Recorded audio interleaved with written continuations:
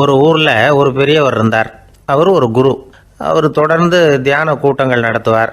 அந்த கூட்டத்தில் கலந்துக்கிறதுக்காக பல ஊர்கள்லேருந்து சீடர்கள் நிறைய பேர் வருவாங்க போவாங்க. ஒரு நாள் அங்கே கூட்டம் நடந்துக்கிட்டு இருக்குது. அந்த சமயத்தில் சீடர்களில் ஒருத்தன் என்னத்தையே திருடி விட்டான். மற்ற சீடர்கள் அதை கவனிச்சுட்டாங்க.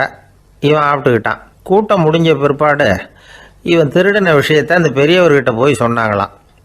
அவர் கவனத்துக்கு கொண்டுகிட்டு போனாங்க. ஆனால் அவர் இதை காதிலே போட்டுக்கல, கண்டுக்கவே இல்லை. போய் சொன்ன சீடர்களுக்கெல்லாம் ஏமாத்தமாக போயிட்டுது. என்ன இது, இவ்வளவு தூரம் நாம் கண்டுபிடிச்சி போய் சொல்கிறோம், அவர் கண்டுக்கவே மாட்டேங்கிறாரே அப்படின்னு ஒரு மாதிரி ஆகிட்டாங்க. இருந்தாலும் அதை பற்றி ஒன்றுமே சொல்லிக்கல, பேசாமல் இருந்துட்டாங்க. கொஞ்ச நாள் ஆச்சு. அதே ஆள் மறுபடியும் ஒரு திருட்டில் மாட்டிக்கிட்டான். சீடர்கள் மறுபடியும் அந்த குருக்கிட்ட விஷயத்தை சொன்னாங்க. அவர் அப்பவும் வழக்கம் போல் சும்மாவே இருந்துட்டார். இவர் இப்படி இருக்கிறத பார்த்ததும் அந்த சீடர்களுக்கு கோபம் வந்துட்டுது. உடனே அந்த சீடர்கள்லாம் ஒன்று கூடி பேசினாங்களாம். எல்லாருமா சேர்ந்து ஒரு விண்ணப்பம் தயார் பண்ணாங்க. அதை குருநாதர்கிட்ட கொண்டுட்டு போய் கொடுத்தாங்க. அந்த விண்ணப்பத்தில் இவங்க என்ன எழுதியிருக்கிறாங்க தெரியுமா? குருநாதர் அவர்களே, உடனே திருடனவன் மீது சட்ட நடவடிக்கை எடுக்கணும். நீங்கள் அப்படி அவனை இங்கே சேர்க்கக்கூடாது. நீங்கள் சேர்த்திங்கன்னா நாங்கள் இங்கே இருக்கிறத பற்றி யோசிக்க ஆரம்பிச்சிருவோம். அவனை இந்த மடத்தை விட்டே துரத்தி பண்ணணும். நீங்கள் அவனை வெளியில் அனுப்புங்க, இல்லைன்னா நாங்கள் அத்தனை பேரும் வெளியில் போயிடுறோம். இப்படி தான் அந்த விண்ணப்பத்தில் எழுதியிருக்கிறாங்க. குரு அந்த விண்ணப்பத்தை வாங்கி படித்து பார்த்தார். அதுக்கப்புறம் அதை எழுதின அத்தனை பேரையும் கூப்பிட்டாரு. எல்லாரும் இப்படி வாங்கன்னாரு. வந்தாங்க. இப்படி என் எதிரில் உட்காருங்கன்னார். உட்காந்தாங்க. அப்புறம் சொன்னார், இதை பாருப்பா, நீங்கள் எல்லாரும் புத்திசாலிகள். உங்களுக்கு எது நல்லது எது கெட்டதுங்கிறது நல்லா தெரியும். நீங்கள் மேற்கொண்டு ஏதாவது படிக்கணும்னு நினச்சா வேறு எங்கே வேணும்னாலும் போகலாம். அதுக்கு நான் தடை சொல்ல மாட்டேன். ஆனால் உங்களால் குற்றம் சாட்டப்பட்ட அவன் இருக்கானே, அவன் எப்படின்னா அவனுக்கு எது நல்லது எது கெட்டதுங்கிறதெல்லாம் தெரியாது. அதனால தான் திருடுறான். நீங்கள் சொல்கிறது மாதிரி அவனை அடித்து துரத்தி விடுறோம்னு வச்சுங்க, அவனுக்கு எப்படி நல்லது கெட்டது தெரியும்? அவனுக்கு அதை யார் சொல்லி கொடுக்கறது? அதனால் இங்கேயே இருக்கட்டும், அதுதான் சரி. இதுக்காக நீங்கள் எல்லாரும் என்னை விட்டுட்டு போனாலும் சரி, அவனை நான் விரட்ட மாட்டேன் அப்படின்னு விட்டாரான். இவ்வளவையும் திருடனை அந்த சீடன் கேட்டுக்கிட்டே இருந்திருக்கான். அவன் கண்களில் கண்ணீர். அப்படியே எழுந்திரிச்சு வந்தான். குரு காலில் விழுந்தான். அவன் கண்ணீரில் அவனது தீமை கழுவப்பட்டது அப்படிம்பாங்க. அதாவது சீடர்களுக்கு அந்த குருவோட பெருமை அப்போ தான் புரிஞ்சுதான். ஒரு நல்ல ஆசிரியர் இருக்காருன்னு வச்சுங்க, நல்லா படிக்கிற பையனுக்கு தான் பாடம் சொல்லி கொடுப்பேன்னா அது என்ன பெரிய விஷயமா? மோசமாக படிக்கிறவனையும் மாற்றி காட்டுறேங்கிறது தான் பெருமை. இந்த காலத்து குரு ஒருத்தர் ஒரு ஆசிரமம் வச்சு நடத்திட்டு வந்தார். நிறைய பேர் தினம் வருவாங்க போவாங்க. ஒரு நாள் ஒருத்தன் வந்தான். அந்த குரு முன்னாடி போய் நின்னான். ஐயா, என்ன உங்கள் சீடனாக ஏற்றுக்கணும்னா. அந்த குரு நிமிர்ந்து பார்த்தார். உன்னுடைய நோக்கம் என்னன்னு கேட்டார். ஐயா, உங்ககிட்ட கொஞ்ச நாள் இருந்தேன்னா நல்ல பழக்க வழக்கங்களை கற்றுக்கலாம். அதுக்கப்புறம் வெளியில் போய் ஒரு நல்ல தொழில் தொடங்கி வாழ்க்கையில் முன்னுக்கு வரணுங்கிறது தான் என்னோட நோக்கம் அப்படின்னா. நீ சொல்கிறது சரி, ஆனால் உன்னால் இங்கே நல்ல பழக்க வழக்கங்களை கற்றுக்க முடியலேன்னு வச்சுக்கோ. அப்போ என்ன பண்ணுவேன் அப்படின்னு கேட்டார் அவர்.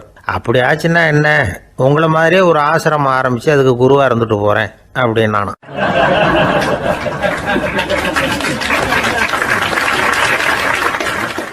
ஒரு ஆள் இருந்தார். அவர் தன்னை ஒரு குருன்னு சொல்லிக்கிட்டார். மௌன குரு, வாயே திறக்கிறதில்ல.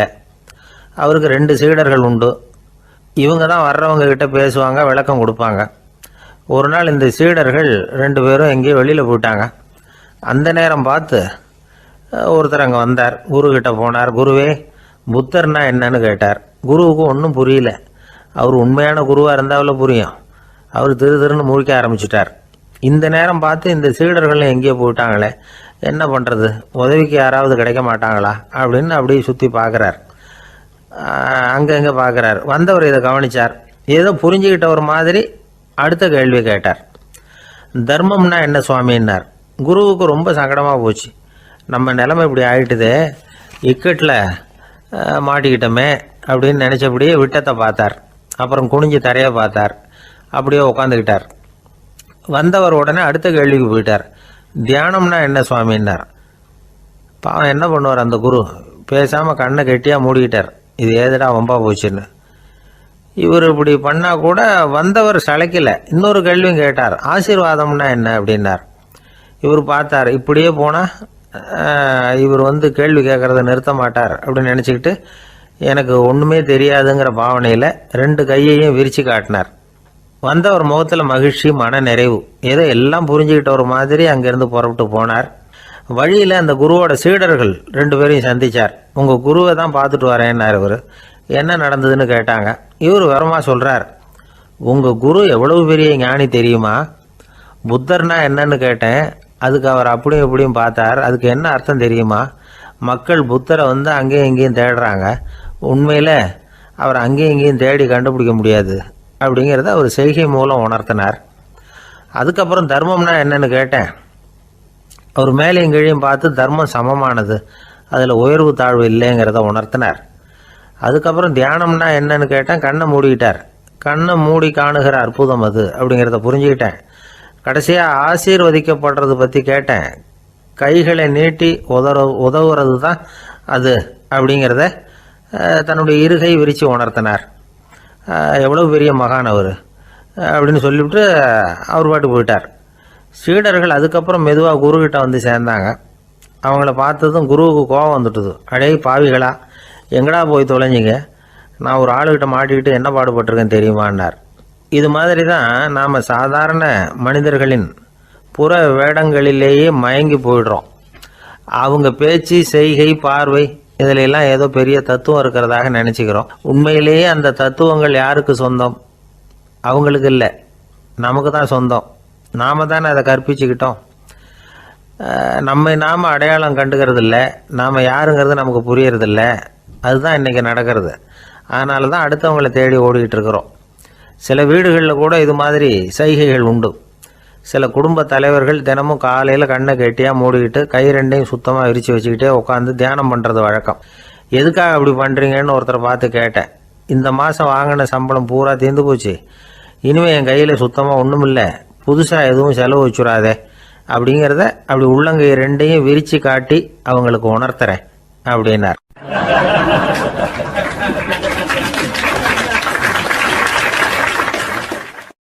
ஒருத்தன் வேகமாக ஓடி வந்தான். ஏப்பா அப்படி தலை தெறிக்க ஓடி வர்றேன்னு கேட்டேன். பின்னாடி துரத்திக்கிட்டு வருது சார் அப்படின்னா. ஏதாவது நாய் துரத்திக்கிட்டு வருது போல இருக்கு அப்படின்னு நினச்சி அவனுக்கு பின்னாடி பார்க்குறேன். கண்ணுக்கு எட்டின தூரம் வரைக்கும் எதுவுமே தெரியல. ஏன்பா எதுவும் ஒன்றை துரத்துறது மாதிரி தெரியலையே என்ன? நல்லா பாருங்கள் சார் அப்படின்னா. பார்த்துட்டு தான் சொல்கிறேன் என்ன. இதோ பாருங்கள் சார், இதுதான் என்னை துரத்துது அப்படின்னு அவன் காட்டுறான். அவன் சுட்டி காட்டின இடத்துல பார்த்தா அங்கே அவனுடைய நிழல் தான் தெரியுது. என்னப்பா சொல்கிற அப்படின்னு சொல்லி அவனை சந்தேகமாக பார்த்தேன். அதுக்கப்புறம் தான் அவன் விவரமாக பேசினான். சார், எனக்கு என் நிழலை கண்டா பிடிக்கிறதில்ல. எப்போ பார்த்தாலும் இது என்னையே பின்தொடர்ந்து வந்துக்கிட்டு இருக்குது. இதை என்னால் சகிக்கவே முடியல. இதை என்கிட்டேருந்து பிரிக்கிறதுக்கு எவ்வளவோ முயற்சிகள்லாம் பண்ணி பார்த்துட்டேன், முடியலன்னா. அப்படி என்னென்ன முயற்சிகள் பண்ணினேன் அப்படின்னு கேட்டேன். அவன் என்னென்ன செஞ்சாங்கிறத விவரமாக சொன்னான். அவன் என்ன பண்ணியிருக்கிறான், ஒரு பெரிய குழியை தோண்டி அதில் தன்னுடைய நிழலை புதைச்சிருவோம் அப்படின்னு முடிவு பண்ணிட்டு மண்வெட்டி எடுத்துக்கிட்டு தோட்டத்து பக்கம் போயிருக்கான். ஆழமாக ஒரு குழியை தோண்டியிருக்கான். குனிஞ்சு பார்க்குறான். அந்த குழிக்குள்ளே தன்னுடைய நிழல் தெரியுது. ஆஹா, இதுதான் சமயம், நிழல் இப்போ குழிக்குள்ளே இருக்குது, மண்ணை போட்டு மூடி விடலாம் அப்படின்னு நினச்சிக்கிட்டு கொஞ்சம் மண்ணை அள்ளி போட்டான். பார்த்தா இப்போ அந்த நிழல் அந்த மண்ணுக்கு மேலே வந்து நிற்கிது. இது ஏதுடா வம்பா போச்சு அப்படின்னு அவசரமாக மண்ணை வாரி போட்டு மூடி பார்க்குறான். குழி பூராவும் மூடி விட்டு பார்க்குறான். மறுபடியும் நிழல் மேலே வந்து உட்காந்துக்கிட்டு இருக்குது.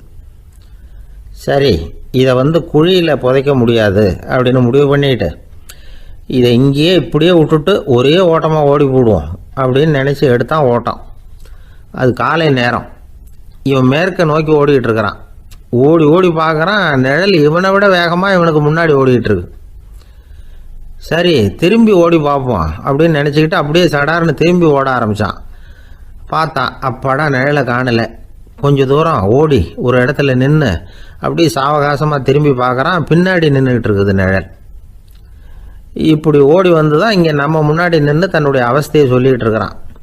இந்த நிழலை துரத்துறது அல்லது வெட்டி விடுறது, இதுக்கு ஏதாவது வழி இருக்கா சொல்லுங்கள் சார் அப்படிங்கிறான். நமக்கு ஒன்றும் புரியல. அந்த நேரம் பார்த்து ஒரு பெரியவர் வந்தார். அவர்கிட்ட யோசனை கேட்டோம், என்ன செய்யலாம்னு. அவர் சொன்னார், இந்த பாருப்பா, நீ அங்கேயும் எங்கேயும் ஓடாத, அப்படியே கீழே படுத்துக்கொண்டார். அது நல்ல உச்சி வேலை. அவன் அப்படியே கீழே படுத்துக்கிட்டான். இப்போ அப்படி இப்படின்னு திரும்பி பார்க்குறான், நிழலை காணலை. அவன் இப்போ தான் நிம்மதியாக இருந்தான். இப்போ அந்த பெரியவர் சொன்னார், எல்லா மனிதர்களுமே இப்படி தான் ஓடிக்கிட்டு இருக்கிறாங்க. நான் எனது அப்படிங்கிற ஆணவம் தான் அவங்கள துரத்திக்கிட்டு இருக்கு. அதை விட்டுட்டு ஓடணும்னு நினச்சாலும் அது முன்னாடி வந்து நிற்கிது. பரம்பொருளை நோக்கி ஓடுறப்போ இந்த ஆணவம் பின்னாடி வந்து விடுது. பரிபூர்ண சரணாகதிங்கிற நிலையில் அது முழுசுமாக மறைஞ்சு விடுது. தன்னை உணர்கிற வேலை அது. அந்த நேரம் மனிதனுக்கு விடுதலை உணர்வு ஏற்படுகிற நேரம் அது. அப்படிப்பட்ட சுதந்திர மனிதர்களாக எல்லாரும் மாறி போயிட்டாங்கன்னா இந்த உலகமே இன்பமயம் அப்படின்னு ஒரு விளக்கம் கொடுத்தார் பெரியவர். நம்மால் ஒருத்தர் வேகமாக ஓடி வந்துக்கிட்டு இருந்தான். ஏன்டா அப்படி ஓடி வர்ற அப்படின்னு கேட்டார் எதிரில் வந்தவர். ஆசை துரத்துது, அதுதான் ஓடி வர்றேன்னா. உனக்கு என்ன ஆசைன்னு கேட்டார். எனக்கு ஒன்றும் ஆசை இல்லைங்க, என்னை எப்படியாவது பிடிச்சுடணும்னு போலீஸ்காரங்களுக்கு ஆசை. அந்த ஆசை இப்போ என்னை துரத்தி பின்னாடி வந்துக்கிட்டு இருக்குது. அதுதான் தப்பிச்சு வந்துக்கிட்டு இருக்கிறேன். குறுக்க நிற்காதீங்க சார், வழியை விடுங்க அப்படின்னு சொல்லிவிட்டு வேகமாக ஓடி மறைஞ்சான்.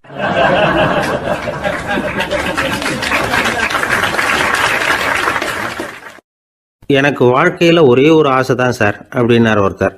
அது என்னன்னு கேட்டேன். ஆசைகளை ஒழிச்சுடணுங்கிறது தான் என்னோட ஆசை அப்படின்னார். இப்படி ஆசைகளை ஒழிக்க வேண்டும் அப்படிங்கிறதையே ஒரு ஆசையாக கொள்வது அபத்தம் அப்படிங்கிறார் ஒரு பெரியவர். இது மாதிரி ஆசைகளை ஒழிக்க ஆசைப்பட்டா அந்த நோக்கம் நிறைவேறாதான். அந்த முயற்சியால் புதுசாக சில துன்பங்கள் தான் சேருமா. அதில் புதுசாக ஒரு ஆசை தலை தூக்கும் அப்படிங்கிறார் அவர். ஆசைகளை தானாக விழ வச்சுடலாம். அதுக்கு வழி என்ன தெரியுமா? எந்த ஒரு ஆசையையுமே பூரணமாக நிறைவேற்றி கொள்ள முடியாதுங்கிறத உணரணும். அதை உணர்ந்தால் ஆசைகள் தானாக விழுந்துடும். அதை விட்டுட்டு ஆசைகளை விட்டுடணுங்கிறதையே ஒரு ஆசையாக வச்சுக்கிட்டு அதுக்காக கடுமையாக முயற்சிகளையும் செஞ்சுக்கிட்டு நான் ஆசைகளை விட்டுட்டு ஞானோதயம் அடையிறதுக்கு கடுமையாக முயற்சி பண்ணிகிட்டு இருக்கிறேன் சார் அப்படின்னு சொல்லிக்கிட்டு இருந்தால் எந்த காலத்துலேயும் ஞானோதயம் வரப்போகிறதில்ல. அதுக்கு பதிலாக துன்பந்தான் சேரும் அப்படிங்கிறது அவரோட கருத்து. எந்த ஒரு ஆசையையும் பூரணமாக நிறைவேற்றி கொள்ள முடியாது அப்படிங்கிறத உணரணும். ஒரு ராஜா, அவர் மனசில் அமைதி இல்லை, எப்பவும் கஷ்டப்பட்டுக்கிட்டே இருந்தார். இந்த துன்பத்தை போக்குறதுக்கு பல வழிகளில் என்னென்னமோ முயற்சியெல்லாம் பண்ணி பார்த்தார். ஒன்றும் சரியாக வரல. கடைசியாக ஒரு காரியம் பண்ணார். அதாவது ஒரு வேதாந்தியை தேடிட்டு போனார். அவரை பார்த்து கேட்டார், ஐயா, என்னுடைய துன்பங்கள்லேருந்து நான் விடுபடணும், அதுக்கு சுலபமாக ஏதாவது ஒரு வழி இருந்தால் சொல்லுங்களேன் அப்படின்னு கேட்டுக்கிட்டார். அதுக்கு அந்த வேதாந்தி சொன்னார், அதுக்கு ஒரு வழி சொல்கிறேன், அது மாதிரி செய். அதாவது உன்னுடைய ராஜ்யத்துக்குள்ள போதுங்கிற மனசோட வாழ்கிற ஒருத்தனை கண்டுபிடிக்கணும். அப்படி கண்டுபிடிச்சி அவனுடைய சட்டையை வாங்கி நீ போட்டுக்கணும். அப்படி போட்டுக்கிட்டா உன்னுடைய துன்பம் தீர்ந்துடும் அப்படின்னார். உடனே ராஜாவுக்கு ரொம்ப மகிழ்ச்சி. அரண்மனையில் இருந்த அத்தனை பேரையும் ஆளுக்கு ஒரு பக்கமாக அனுப்புனார், தேட சொன்னார். போதுங்கிற மனசுடைய ஒருத்தனை கண்டுபிடிச்சி கொண்டுகிட்டு வாங்க அப்படின்னார். எங்கெங்கேயோ தேடி கடைசியாக ஒரு ஆளை கண்டுபிடிச்சாங்க. அவன் போதுங்கிற மனசோடு இருக்கிறவன் தான். ஆனால் அவன்கிட்ட சட்டை எதுவும் இல்லை. இடையில கட்டியிருக்கிற துண்டே போதுங்கிற மனசோடு அவன் வாழ்ந்துக்கிட்டு இருக்கிறான். சட்டை இருந்தாவில் ராஜா வாங்கி மாட்டிக்க முடியும்.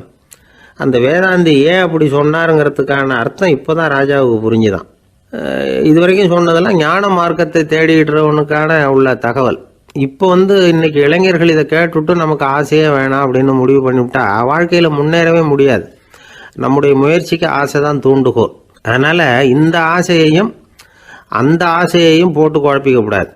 ஆனால் ஒன்று, பேராசை நமக்கு தேவையில்லை. நாம் படுற ஆசையிலேயும் ஒரு நியாயம் இருக்கணும்.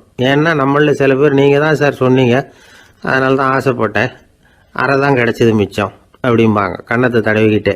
அதனால் இப்போல்லாம் எந்த தகவலை சொன்னாலும் ரொம்ப எச்சரிக்கையாக இருக்க வேண்டியிருக்குது. ஒரு ஆள் ஒரு கடை வச்சு வியாபாரம் பண்ணிக்கிட்டு இருந்தான். அவனுக்கு ரொம்ப பேராசை, நிறைய பணம் சேர்க்கணும்னு. திடீர்னு ஒரு நாள் அவனுக்கு உடம்பு ரொம்ப சுகம் இல்லாமல் போயிட்டுது. இனிமேல் பிழைக்கிறது கஷ்டங்கிற நிலைமை. மரணப்படுகையில் இருக்கிறான். சொந்தக்காரங்கள்லாம் சுற்றி உட்காந்துருக்குறாங்க. இவன் மெதுவாக கண்ணை திறந்து பார்க்குறான். என் வீட்டுக்காரி எங்கேன்னா, இதோ இருக்கேன் அப்படின்னாங்க அந்த அம்மா. பசங்கள்லாம் எங்கேங்கிறான். இதோ பக்கத்தில் தான் நின்றுக்கிட்டு இருக்கிறோங்கிறாங்க. பொண்ணுங்க எங்கேங்கிறான். எல்லாம் இங்கே தான் இருக்கிறோம் அப்படிங்கிறாங்க.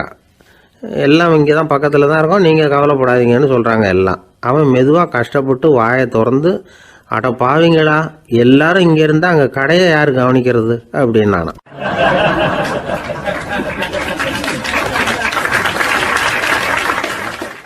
ஜப்பானில் உள்ள ஒரு புத்த விகாரை, அங்கே ஒரு வயசான பௌத்த குரு தங்கியிருக்கிறார். ஒரு நாள் ராத்திரி கடுமையான குளிர், அவரால் தாங்க முடியல. பார்த்தார், மரத்தில் செஞ்ச புத்த சிற்பங்கள் அங்கே நிறைய இருந்தது. அதில் ஒன்று எடுத்து அதுக்கு தீ மூட்டி அந்த நெருப்பில் குளிர் காஞ்சிக்கிட்டு இருக்கிறார். மர சிற்பம் தீ வச்சதும் படபடன்னு வெடிக்க ஆரம்பிச்சுட்டுது. அந்த சத்தத்தை கேட்டதும் அந்த புத்த விகாரையின் குருக்கள் வெளியில் ஓடி வந்தார். இவர் ஆனந்தமாக குளிர் காஞ்சிக்கிட்டு இருக்கிறார். அவரால் பொறுத்துக்க முடியல. தெருவில் தெரிஞ்சுக்கிட்டு இருந்த அந்த பெரியவரை இங்கே தங்க அனுமதித்ததே அவர் தான்.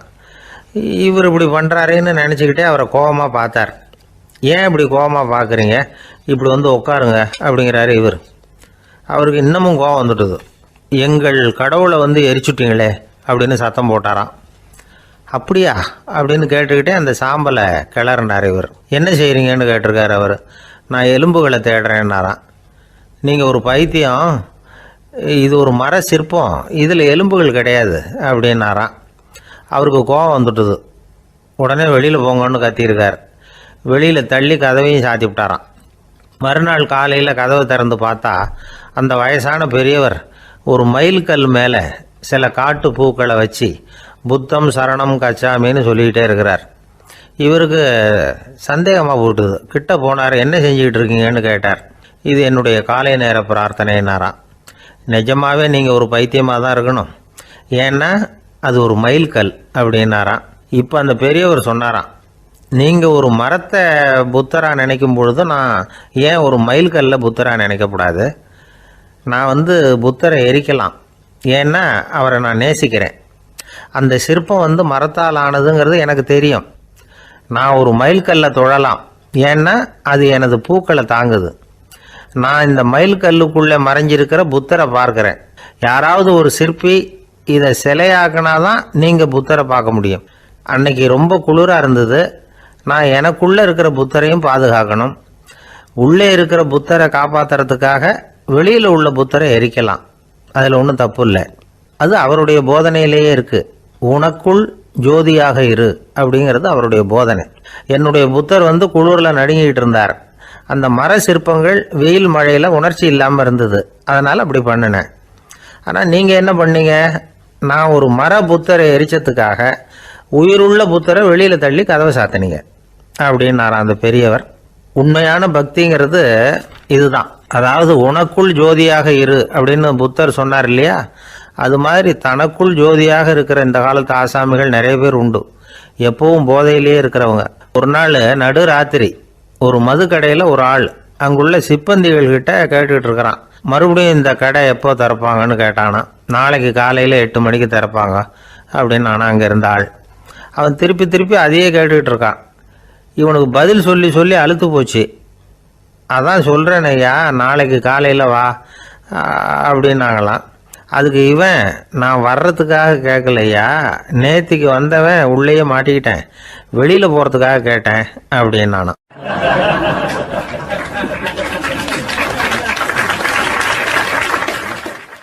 ராமகிருஷ்ணர் வாழ்ந்த காலத்தில் நடந்த ஒரு நிகழ்ச்சி இது. அப்போது ஒரு ஓவியர் இருந்தாராம். அவருக்கு ஒரு ஆசை, ராமகிருஷ்ணர் படத்தை வரையணும், அதை அவர்கிட்டயே கொண்டுகிட்டு போய் காட்டி அபிப்பிராயம் கேட்கணும். இதுதான் அந்த ஓவியரின் ஆசை. உடனே ராமகிருஷ்ணர் படத்தை வரைஞ்சி முடித்தார். அதை எடுத்துக்கிட்டு போனார். இவர் போன சமயம் அங்கே ராமகிருஷ்ணர் சீடர்களோடு உட்காந்துருக்கிறார். விவேகானந்தர் அங்கே இருக்கிறார். இந்த ஓவியர் கொண்டுகிட்டு போய் தான் வரைந்த ஓவியத்தை அவர்கிட்ட காட்டினார். ராமகிருஷ்ண பரமஹம்சரின் ஓவியத்தை ராமகிருஷ்ணர்கிட்டயே காட்டுறார். ராமகிருஷ்ணர் என்ன பண்ணார் தெரியுமா? அந்த படத்தை பார்த்தார். உடனே அது காலை தொட்டார். குருதேவருடைய இந்த செயல் சீடர்களுக்கு ரொம்ப வியப்பை உண்டு பண்ணிச்சு. சில பேர் மனசுக்குள்ளேயே ரொம்ப குழம்பி போக ஆரம்பிச்சிட்டாங்க, என்ன இப்படி பண்ணுறாருன்னு. என்ன இது அவரோட படம், அவரே அவரோட படத்தின் காலை தொடுறார் அப்படின்னு யோசிச்சாங்க. சில பேர் ஒன்றும் புரியாமல் ஒருத்தர் பார்த்து சிரிச்சுக்கிட்டாங்க. அந்த இடத்துல சீடர்கள் மட்டும் இல்லை, சீடர் அல்லாத பல பேர் இருந்தாங்க. தன்னுடைய காலை தானே தொடர இவருடைய செயல் பற்றி என்ன நினைக்கிறது அப்படின்னு அவங்களும் குழம்பி போய் நிற்கிறாங்க. அந்த படத்தை வரைஞ்சி அவர்கிட்ட காட்டின அந்த ஓவியருக்கும் அதிர்ச்சி. இருந்தாலும் அவர் சீடர் கிடையாது, அதனால் கொஞ்சம் துணிச்சலை வரவழைச்சிக்கிட்டு கேட்டார், என்னங்க இது, என்னால் என்னுடைய கண்களையே நம்ப முடியல, இது உங்கள் சொந்த உருவப்படம், நீங்கள் உங்கள் சொந்த கால்களையே தொடுறீங்க, இது எங்களுக்கு கொஞ்சம் சங்கடமாக இருக்குதே அப்படின்னார். ராமகிருஷ்ணரின் கண்களில் ஆனந்த கண்ணீர் வழிஞ்சுதான். அவர் சொன்னாராம், இது என்னோட படம்ங்கிறது எனக்கு தெரியும். ஆனால் இது என்னோட படம்ங்கிறதுனால நான் இதோட காலை தொடலை.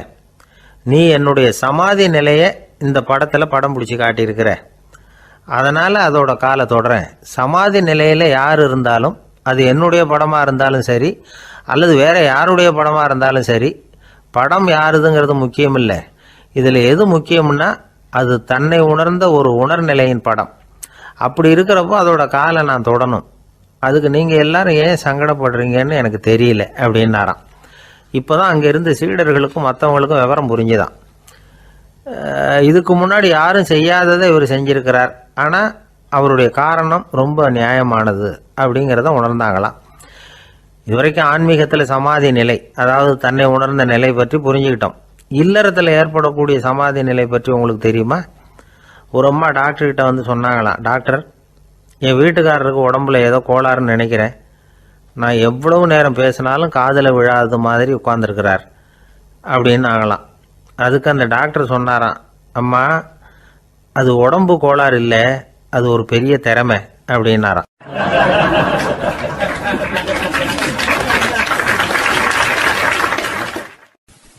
ஒரு ஏரி ஓரமாக 2 பசங்க நடந்து போய்கிட்டு இருக்கிறாங்க.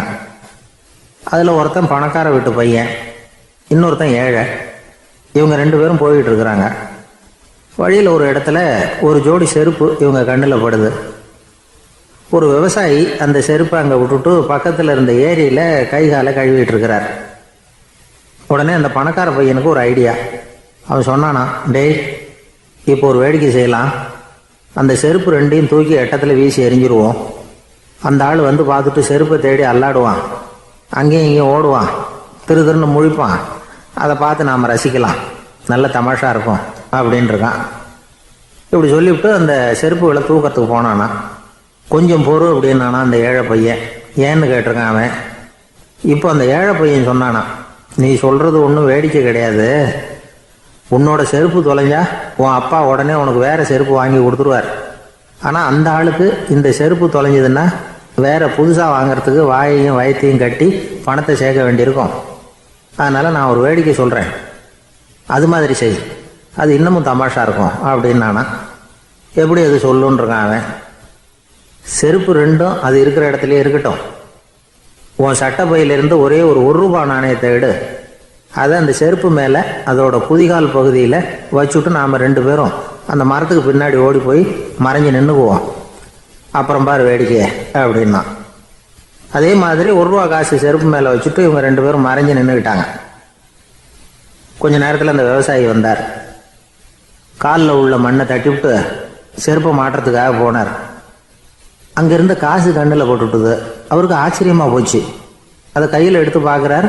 4 பக்கமும் திரும்பி திரும்பி பார்க்குறார், யார் இதை வச்சிருப்பான்னு. கடைசியில் ஆகாயத்தை பார்க்குறார். ஆண்டவா, இது உன்னோட கருணை தான். நீ தான் யாரோ புண்ணியவான் மனசில் தர்மம் பண்ணுற எண்ணத்தை உண்டாக்கி இருக்கிற. அந்த புண்ணியவான் நல்லா இருக்கணும் அப்படின்னு வாழ்த்தி அந்த காசை கண்ணில் ஒத்திக்கிட்டாரான். மறைஞ்சிருந்து பார்த்துக்கிட்டு இருந்த ஏழை பையன் இப்படி சொன்னான், பாத்தியா, உன்னை புண்ணியவான்னு வாழ்த்தி விட்டு போகிறார் அந்த ஆள். அவருக்கும் சந்தோஷம், அதை பார்த்து நமக்கும் சந்தோஷம். உனக்கு 1 ரூபாங்கிறது ஒரு பெரிய விஷயம் இல்லை, ஆனால் அதனால் நமக்கு கிடைச்சிருக்கிற மகிழ்ச்சி ரொம்ப உயர்வானது அப்படின்னு நானா. வேடிக்கையும் கிண்டலும் இது மாதிரி அடுத்தவங்களுக்கு இடைஞ்சலாக இல்லாமல் இருக்கணும் அப்படிங்கிறார் கலைவாணர். ஆனால் பாருங்கள், அவருக்கே இடைஞ்சலாக வர்ற விஷயங்களை கூட அவர் வேடிக்கையாக தான் எடுத்துக்கிட்டாராம். ஒரு தடவை ஒருத்தர் கலைவாணர்கிட்ட வந்து, ஐயா, என் குழந்தை செத்து போச்சு அப்படின்னு சொல்லி அழுதாராம். உடனே இவர் அவருக்கு 100 ரூபா பணத்தை கொடுத்து, இந்தாங்க அடக்கம் செய்யுங்க அப்படின்னு சொல்லி அனுப்பி வச்சாராம். 1 வருஷம் கழித்து மறுபடியும் அதே ஆள் வந்திருக்கார். இவர் மறந்துருப்பாருங்கிற நினைப்புல, அண்ணே, என் குழந்தை இறந்து போச்சுண்ணே அப்படின்னாராம். இவர் மறுபடியும் 100 ரூபா கொடுத்து ஆறுதல் சொல்லி அனுப்பி வச்சாராம். 7-8 மாதம் கழித்து மறுபடியும் அதே ஆள் வந்திருக்கார். அவர் வாயை திறக்கிறதுக்கு முன்னாடியே இவர் 100 ரூபாய் அவர் கையில் வச்சு, போன 2 தடவை தான் குழந்தை செத்து போச்சு, இந்த தடவையாவது அதை சாகாமல் காப்பாற்றி விடு அப்படின்னு சொல்லி அனுப்பி வச்சாராம். அதுக்கப்புறம் அந்த ஆள் வர்றதே இல்லையா.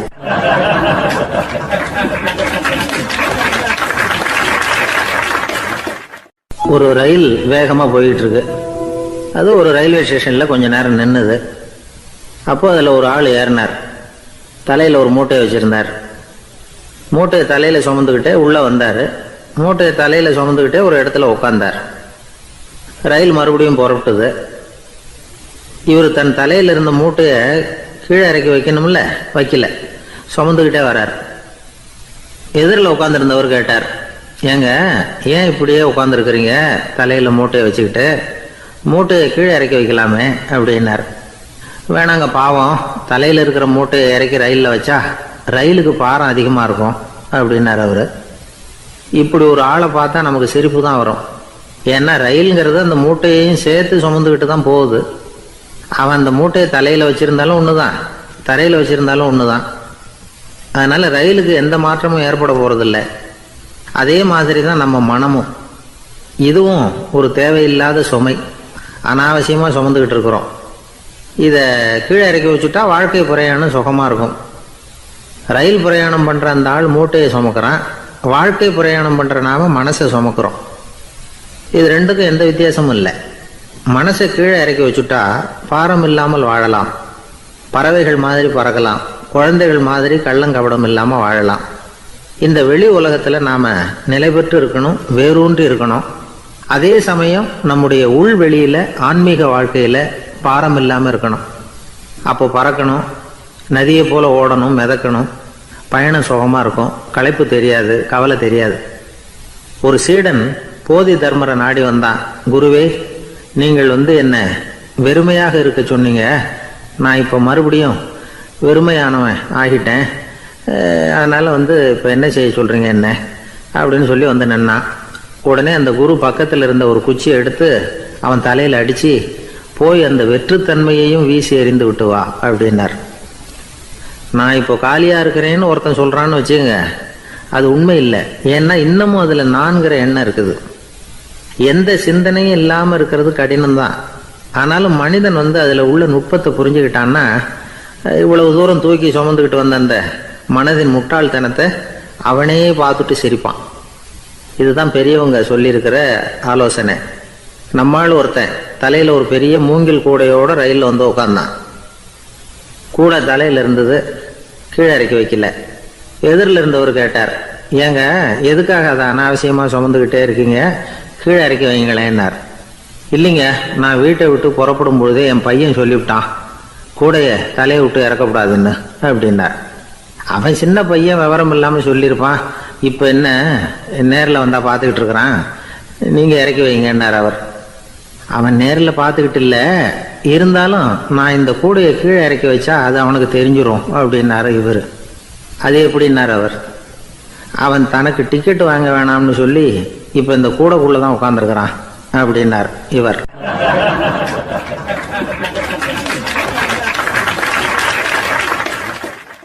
எனக்கு தெரிஞ்ச ஒருத்தர் இருக்கார். அவர் ஒரு பெரிய காவல்துறை அதிகாரி, ரொம்ப கண்டிப்பானவர். அவரை கண்டாவே எல்லாரும் பயப்படுவாங்க. அப்படிப்பட்டவர் வீட்டுக்கு போனால் அப்படியே அடியோடு மாறிடுவார்.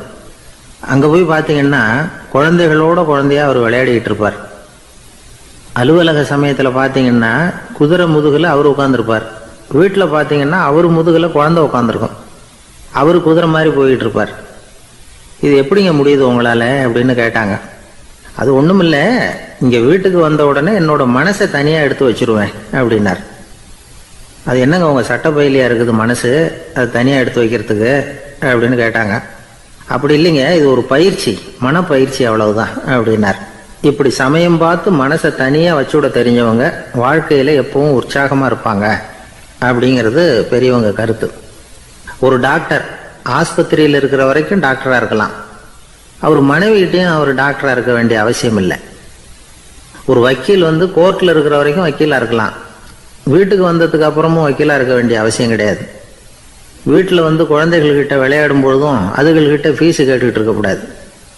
நாம் எப்படி இருக்கணும்னு பெரியவங்க சொல்கிறாங்கன்னா, மனசோட சேரப்படாதான். அப்படி சேராமல் வாழ்க்கையை கவனிக்கணுமா. மனசை அப்படியே தனியாக எடுத்து பக்கத்தில் வச்சுடணும். அப்படின்னா அதை அப்படியே தூக்கி எறிஞ்சுடு அப்படின்னு அர்த்தம் இல்லை. ஏன்னா மனசுங்கிறது நமக்கு உபயோகப்படக்கூடிய ஒன்று தான். எப்போ எப்போ அது தேவையோ அப்பப்போ எடுத்து உபயோகப்படுத்திக்கணும். தேவைப்படுறப்போ எடுத்து கண்ணாடியை மாட்டிக்கிறோம்ல, படிக்கும் பொழுது கண்ணாடி தேவைப்படுது, எடுத்து மாட்டிக்கிறோம் இல்லையா, அது மாதிரி கணக்கு போடுறதுக்கு மனசு தேவை, கடைக்கு போய் ஒரு பொருள் வாங்குறோம், காசு கொடுக்குறோம், மீதி சில்லறை சரியா இருக்கா அப்படின்னு எண்ணி பார்த்து வாங்க வேண்டியிருக்கு. அந்த சமயத்தில் மனசை எடுத்து தனியாக வச்சுட்டேன் அப்படின்னு சொல்லிட்டு இருக்கக்கூடாது. பரீட்சைக்கு படிக்க வேண்டியிருக்குது, படித்ததையெல்லாம் அப்படியே நினைவில் வச்சுக்க வேண்டியிருக்கு. அந்த சமயத்தில் மனசை தூக்கி எறிஞ்சுட்டேன் சார் அப்படின்னு சொல்லிட்டு இருக்கக்கூடாது. அப்படி சொன்னால் பரீட்சை நம்மளை தூக்கி எறிஞ்சிடும். அதனால் தேவைப்படுறப்போ மனசை உபயோகப்படுத்தணும், தேவையில்லாதப்போ அதை தனியாக ஓய்வு எடுத்துக்க விட்டுடணும். இப்படி நாம் பழக்கப்படுத்திக்கிட்டா வாழ்க்கைங்கிறது நமக்கு புதுசாக தெரியுமா. மனசுக்கும் ஒரு சக்தி கிடைக்கும். எந்திரங்களுக்கு ஓய்வு கொடுக்குற மாதிரி மனசுக்கும் ஓய்வு கொடுக்கணும், இல்லைன்னா அது களைச்சி போயிடும். குழந்தைகள் மனசை சுமந்துக்கிட்டு இருக்கிறது இல்லை. இது முதியவர்கள் குழந்தைகள்கிட்ட இருந்து கற்றுக்க வேண்டிய ஒரு பாடம். ஆனாலும் இந்த கால குழந்தைகள்கிட்ட ரொம்ப எச்சரிக்கையாக இருக்க வேண்டியிருக்கு. ஒரு தாத்தாவும் பேரனும் விளையாடிக்கிட்டு இருக்கிறாங்க. தாத்தா, எனக்கு சைக்கிள் ஓட்ட கற்றுக் கொடு அப்படிங்கிறான் பேரன். சைக்கிள் உயரம் கூட இல்லை, அதுக்குள்ளே சைக்கிள் ஓட்டணுமா அப்படின்னார் தாத்தா. ஏன் தாத்தா, ரயில் ஓட்டுறாரு, அவர் என்ன ரயில் நீளமாக இருக்கார் அப்படின்னு கேட்டானா அந்த பையன்.